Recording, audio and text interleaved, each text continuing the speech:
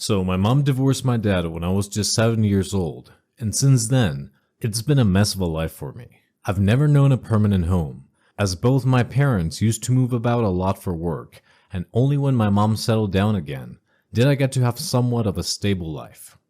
Thankfully, it was around the time when I was a freshman, so I only had to change high school once.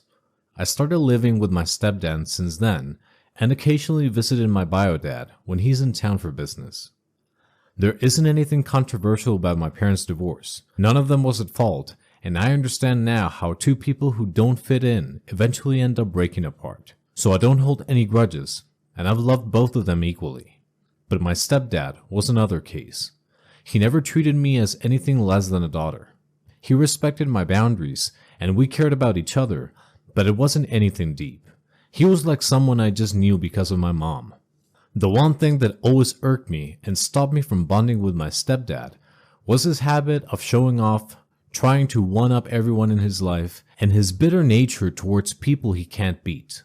I hated all those things about him, so I turned a blind eye whenever he did anything out of pettiness.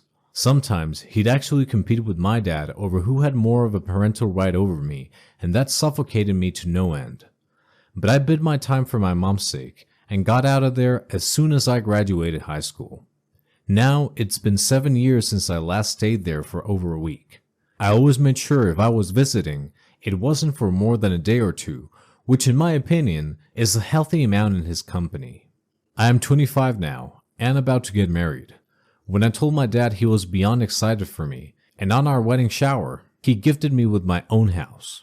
Now, we haven't really been pressed financially, as both my parents and my stepdad had decent jobs, and I was the only kid in the family. But even then, it's a grand thing for my bio dad to buy a whole damn house in today's economy.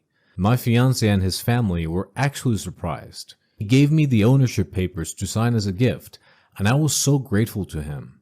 Even though I know I'm set for life in my inheritance alone, both my fiancé and I want to make our own fortune, and we refused our parents doing anything for us. But there's no way I'm refusing a house. When my stepdad saw that my bio dad gave me the house, he was of course irked, and the whole time during the celebration, he kept bringing down the mood. It was so frustrating to watch that by the end of it, I almost kicked him out. If my fiancé hadn't stopped me, there might have been a war in our family that day. But after everything was over, and I had some time to calm down, I forgot about it all. There's no point in obsessing over him and wasting my own time. I didn't know he'd go to any extreme lengths this time. Because he couldn't buy a house or find anything that had a grander gesture in comparison, he decided on being petty. Imagine a 50-year-old being petty about a kid getting a house from his dad. Sounds ridiculous, right? That's because it was ridiculous. He came over on Wednesday to our home under the pretense of checking up on the wedding preparations. He even brought Mom with him, so he wouldn't be the center of attention, and stole the keys to my new house.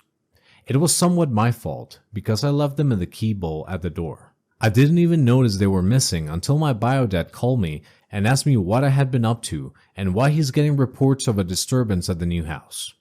Apparently, a neighbor called him saying someone is starting construction at the new house, and they didn't recognize who it was, so they thought of informing him. But he said that I possess the only set of keys we have. That's how I found out that we're missing. I went to the house to see what was happening and found my stepdad there. He actually brought over a full crew and was rebuilding the backyard. He said that he came over a few days ago to see how the house looks and saw that there's a huge backyard without a pool. So he planned to install a pool in the backyard, but in the process ended up destroying the whole thing because what he planned couldn't come to fruition. The workers burst a pipeline while trying to build a direct connection to the pool so we wouldn't have to use a pipe. That resulted in the whole ground being flooded, and now there's water damage everywhere. I was so mad after seeing this because there was no need for him to do this in the first place. The house was perfect in itself and was a gift. If we needed a pool, we would have gotten some professionals to install one for us. And we would have taken care of any damage that resulted from our decision. But now my stepdad is saying he's sorry, and it should cost a lot to fix the house. I don't know if what he did was intentional at this point, but years of frustration at him came to the surface, and I blew my top. I told him he isn't welcome in my life anymore, and that what he did was extremely petty. I started counting the times he pissed me off because of his nature and told him how I hate his instincts and everything about him. I said to his face that the only reason he is still in my life and that he's invited to my wedding is because of my mom, but now he crossed the line. I uninvited him from the wedding on the spot and told him he should keep away from me and my family, otherwise I'll get a restraining order.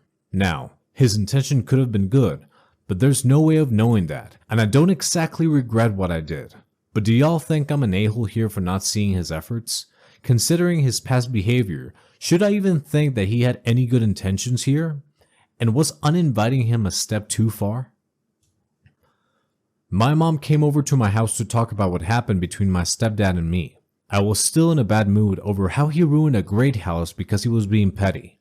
My mom asked me to calm down and not uninvite my stepdad, as he actually loves me, and being petty is just a flaw of his.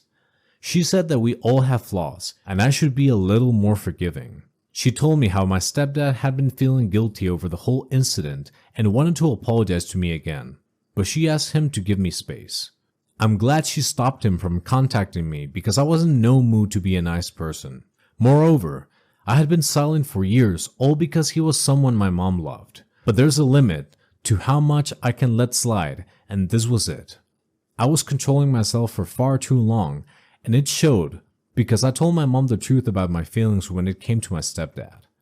I told her how I always hated living in the same house as him, and the only reason I stopped visiting so much is him being there. My mom has been too blind to notice how uncomfortable my stepdad's habits could be, and I've been embarrassed on more than one occasion because of him. Of course, she was shocked and finally realized that I wasn't happy, just too good at hiding what inconvenienced me. My mom tried to clear out any misunderstandings between us and said that my stepdad really thinks of me as his own daughter. I had no doubts that he did think of me as a child, but I already have a dad and he always messed with him, so for me, that automatically makes him a bad person. I stood firm on my decision not to invite him, and my mom left the house in a bad mood. But that just made me madder. I talked to my fiance about what he wants to do with the house. We live on a lease, and it's about to end in 3 months. We'll be married by then, and I was thinking of us getting a new place. The house my biodad gave us was a good option, and it would have saved us a lot of money. But now, if we want to use it, we'll have to first get it repaired. The floorboard, the cabinets, and the carpet was ruined. It has to be completely changed, and then the backyard, which is just a hole in the ground at the moment, needs to be fixed. My stepdad did say he'll compensate us for the damages, but we don't have time to get it fixed and ready for us to move. My fiance suggested that I should ask my biodad to look after the work as we don't really have that much time. He said that it'll still cost us nothing if we get it fixed, so we should go for it. So I called my dad, and he said he'd be happy to look over the repairs. I feel like I keep burdening him, but I really didn't have a choice here. It's been 2 months since the whole incident I mentioned in my original post, and I talked to my stepdad today. He tried calling me before too, but I ignored all his calls. Today he apologized for his behavior, and from the sound of it, he was sincere about it. I could have dragged this out and let him suffer for a longer time, but that would mean I'll be attached to this situation for that much longer. So I decided to end that today. I accepted his apology and told him that even though I forgave him, it didn't change my mind about him. I still don't appreciate his ways, and I can't bring myself to have him at the wedding. He was disappointed that I still wasn't extending an invitation, but he took what he got. Hopefully, the matter is shut for good now. I really don't want to talk to him again. Not the a-hole. If anyone would ruin my house in today's economy, I'd be mad too. And the way you're saying he did it out of pettiness, I would have cut all contact with him a long time ago. Not the a-hole. If he really is that horrible, then good riddance. You're not the a-hole here, and he should have at least asked first. Stealing the give was a shady way, and that makes him an a-hole. I, 18 female, have a sister, 15 female. My sister has special needs and is bullied pretty often. No one messed with her last year because I was there, but now that I've graduated, the bullying's come back. On TikTok, there's this trend where high school kids will interview people at school and ask dumb questions. Sometimes it's all jokes. Sometimes they're clearly making fun of the person they're interviewing. So these 4 boys in my sister's grade came up to her and asked her name. Then they asked her who the hottest guy in the school was. She said a boy. Then they asked the boy if he knows my sister. He made a face, but said yes. They then asked if he'd date her. He went, "Ew, WTF." And they all busted out laughing. The comments were really cruel towards my sister, and someone sent it to her, and she's been in her room crying for days. I've tried everything to comfort her, but she keeps telling me to go away. She hasn't gone to school since the TikTok was posted. I was pissed. One of the boys is my friend's little brother, and I go over to her house pretty often.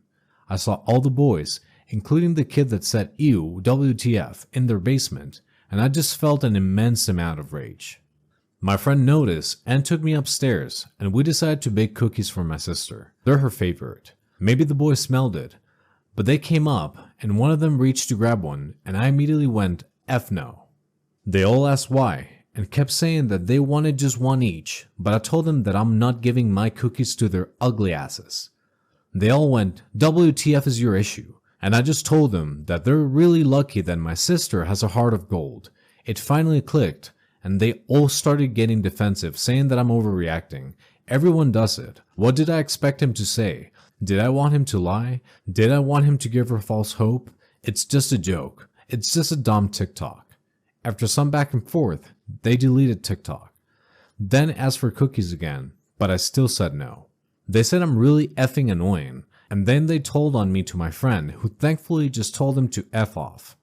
She did say that I should give them some slack since they did delete it, but I'm completely in the right for not giving them the cookies. I checked their TikTok just to make sure it was deleted, and I saw a pinned comment on another post basically calling me a crazy B-word. Lots of people agree, and my other friends say that it's just a trend and everyone does it. Am I the a-hole? Not the a-hole. You're not crazy about protecting your sibling. They just can't take accountability and have decided to call you names instead. You should also have saved the original video and then send it to the dean of whatever college they got accepted to, along with an explanation on how you don't think it's very good for their school to welcome in students who have a history of harassing special needs students. If it were me, I'd send it to their church, their parents, their grandparents, and the head of any sports, extracurricular activities, or jobs that they may have. Lots of hugs from a stranger, and yeah, this big sister rocks. Apparently, she wasn't able to get through to them to make them see that they're huge a-holes, but she did at least get them to realize that the rest of the world doesn't think they're cool or funny. I'd really wish this had been reported to the school and the kids' parents though. This is definitely not okay behavior, and even if they don't understand that, they might be able to understand that the internet remembers everything, and acting like this might have long-term effects on them as well, not just her poor sister. I really don't care what motivates people to not be a-holes as long as they stop doing mean stuff like this. Not the a-hole. Stepsister, 18 female, and I, 18 female, are both college students. I went to community college in my hometown, so I could be near my parental side of the family and old friends. Currently, I live with my 3 best friends from childhood. My stepsister was meant to be in a university, but after a month, decided it was not for her, and decided she wanted to try for late admission to the community college I attend, allegedly. When this happened, I got a call from my mom saying she wanted to live with us, and how she and her husband would pay her rent. I told my mom that would not be happening, and that I wouldn't be considering it. Background: my stepsister and I met when we were 9. My mom had an affair with her dad. My dad died before the divorce could be finalized, and my mom was pretty much shunned by people who knew what she had done. So they decided to move us all to where they live now. I was heartbroken to leave everyone I loved behind after losing my dad. She was super excited and was too clingy. She wanted a sister / best friend / someone to be with 24/7.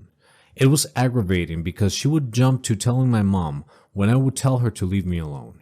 Or if I was planning something without her, or if I didn't want to go do something she wanted to do. Pretty much every time I said no, she would run to make it happen. She'd tell me I had to spend time with her because that's what family does. She never cared if I wanted to do anything. When we were 16, she had me grounded for 2 months because I told my history teacher that I was an only child and that my dad was dead. She heard about that and then told them, saying she and my dad were my sister and dad, and how it was awful to say he was dead when he wasn't. My mom was furious at me for bringing up the past. I never told them my college plans, so I could get away from all of them.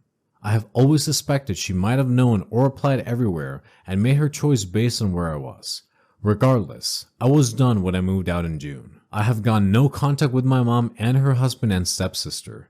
I had Dutch calls for months, but then my mom got smart and called me somewhere else. My mom was furious that I said no. Then my sister shows up at my grandparents' house, who are nothing to her, wanting to know where I lived. They called me after sending her away. She showed up at my school and proceeded to tell me she needed somewhere to live and that she was in a shelter. I told her it wasn't my problem and she was not going to live with me. After that, I got a string of messages from different numbers my mom and her husband got their hands on.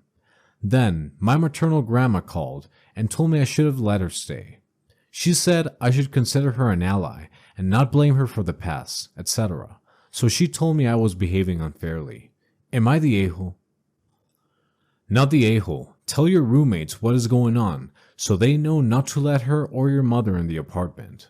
Tell the community college what is going on, that if anyone asks about your class schedule or place of residence, they know not to give it out. Then sit down with your grandmother and explain that you aren't taking anything out on your stepsister, that you are simply choosing not to be manipulated by her or your mother any longer, that your entire life after your dad died, everything in your life was dictated by what your mom or your stepsister wanted.